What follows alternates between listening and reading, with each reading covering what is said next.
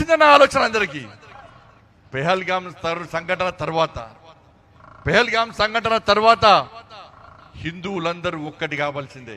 Yes, Hindu సమాజానికి ఆపదస్తే అందరము ఒక్కటి కావాల్సిందే అని చెప్పి మీ అందరికీ ఆలోచన వచ్చినందుకే ఈరోజు ఇంత పెద్ద సంఖ్యలో హిందూ ఏకతా యాత్రకు విచ్చేసిన విషయం వాస్తవం వాస్తవం వాస్తవం అన్న.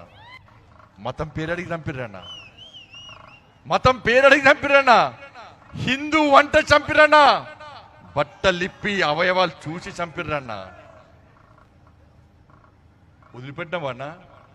నరేంద్ర మోడీ గారు చెప్పిరన్నా, ఎవడైతే నరేంద్ర మోడీ గారు పెహల్గాం సంఘటన తర్వాత చెప్పిండన్నా, ఎవడైతే నా దేశానికి ముప్పు వాటిల్లిపోయాలని నా దేశం వైపు ఎవరైతే కన్నెత్తి చూస్తాడో వానికి నా అన్న వాళ్ళు లేకుండా చేస్తా అని చెప్పి ఇవాళ పాకిస్తాన్లో చొరబడి అరే మసూద్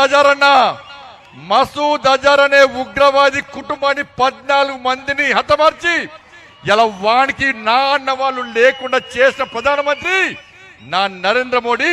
అటువంటి సైన్యం భారత సైన్యం అన్న. 9 ఉగ్రవాద శిబిరాలను ధ్వంసం చేసిన సైన్యం మన భారత సైన్యం. 11 డిఫెన్స్ బేస్లను ధ్వంసం చేసిన సైన్యం మన భారత సైన్యం. ఏ ఒక్క సామాన్య ప్రజలకు ఇబ్బంది కాకుండా ఉగ్రవాద స్థావరాలను మట్టుబెట్టిన సైన్యం భారత సైన్యం. అరే అగ్రరాజ్యం అని చెప్పుకునే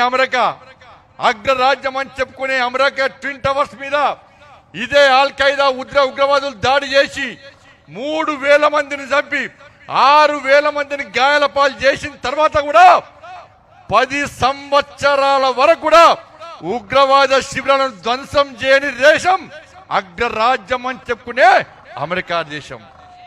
10 సంవత్సరాల దాకా ఏం చేయలేకపోయింది అగ్రరాజ్యం. 10 సంవత్సరాల తర్వాత ఒసామా బిన్ లాడెన్ చంపిందన్న. కానీ నా నరేంద్ర మోడీ, నా భారత సైన్యం పెహల్గాం సంఘటన జరిగిన తర్వాత కేవలం 15 డేస్ 15 రోజుల్లో ఇలా ఉగ్రవాద శిబిరాలను మట్టుబెట్టినటువంటి దేశం నా భారతదేశం, నా భారత సైన్యం అన్న విషయాన్ని గుర్తుంచుకోండి.